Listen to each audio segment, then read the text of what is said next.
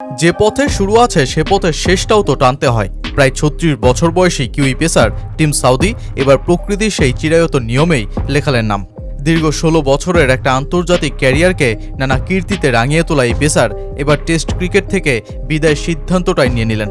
দলটার ক্রিকেট ইতিহাসের সবচেয়ে বেশি আন্তর্জাতিক উইকেট তোলার অর্জনে নাম লেখানো সাউদি আসন্ন ইংল্যান্ড সিরিজকেই নিজের শেষ গন্তব্য বানালেন, যদিও পরিকল্পনা থেকে বাদ দেননি বিশ্ব টেস্ট চ্যাম্পিয়নশিপের ফাইনালও।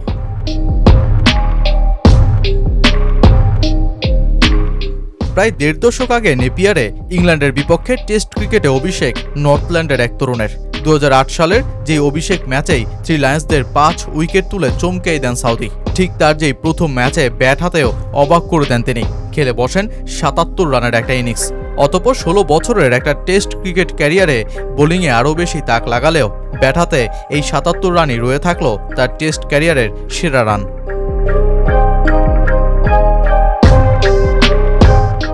১০৪টি টেস্ট, ৩৮৫টি উইকেটের মালিক, ১৫টা ফাইফার আর একটা ১০ উইকেটের কীর্তি।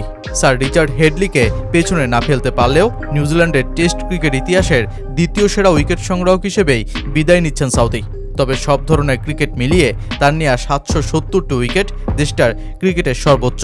বল হাতে যিনি কিউই পোশাকে ১৬ বছর ধরে রাজত্ব চালিয়ে যাচ্ছেন, সেই সাউদি আগামী ইংল্যান্ড সিরিজকেই নিজের শেষ টেস্ট সিরিজের মঞ্চ বানালেন। আগামী মাসে হ্যামিল্টনে নিজের হোম গ্রাউন্ডেই তিনি টানবেন টেস্টের বিদায়। অবশ্য রাখলেন ভিন্ন একটা অপশনও, নিউজিল্যান্ড যদি ২০২৫ বিশ্ব টেস্ট চ্যাম্পিয়নশিপের ফাইনালে উঠতে পারে তবে তিনি সেই ম্যাচে নামার জন্য প্রস্তুত থাকবেন। নিউজিল্যান্ডের হয়ে খেলাই ছিল আমার সবসময় স্বপ্ন।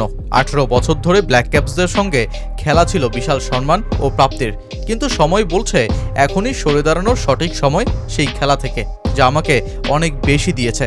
টেস্ট ক্রিকেট আমার হৃদয়ে বিশেষ জায়গা নিয়েছে, সুতরাং আমার টেস্ট ক্যারিয়ার যাদের বিপক্ষে শুরু হয়েছিল সেই একই দলের বিপক্ষে এমন বড় সিরিজ এবং আমার জন্য ৩টি বিশেষ গ্রাউন্ডে ব্ল্যাক ক্যাপসদের সঙ্গে খেলে শেষ করাই হবে সর্বোত্তম উপায়।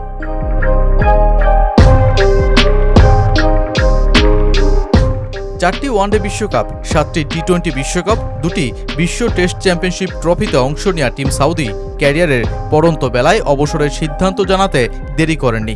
নিউজিল্যান্ড জার্সিতে লাল বলের ক্রিকেটে তার সময়টাও যাচ্ছে না খুব ভালো। শ্রীলঙ্কার বিপক্ষে ২ টেস্ট সিরিজে হোয়াইট ওয়াশ হওয়ার পর নেতৃত্ব ছাড়েন তিনি।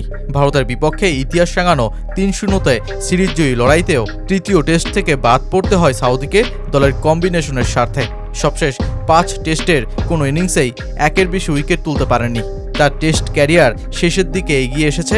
মাঠের পারফরমেন্সেই তাকে সেই রেড সিগন্যাল দেওয়ার পর সাউদি সসম্মানে বিদায়ের পথেই হাঁটেন। যে ইংল্যান্ডের বিপক্ষেই নিজের সোনালী ক্যারিয়ারের শুরুটা করেছিলেন, এবার সেই ইংল্যান্ডকেই বেছে নিলেন বিদায়ের মঞ্চ হিসেবে।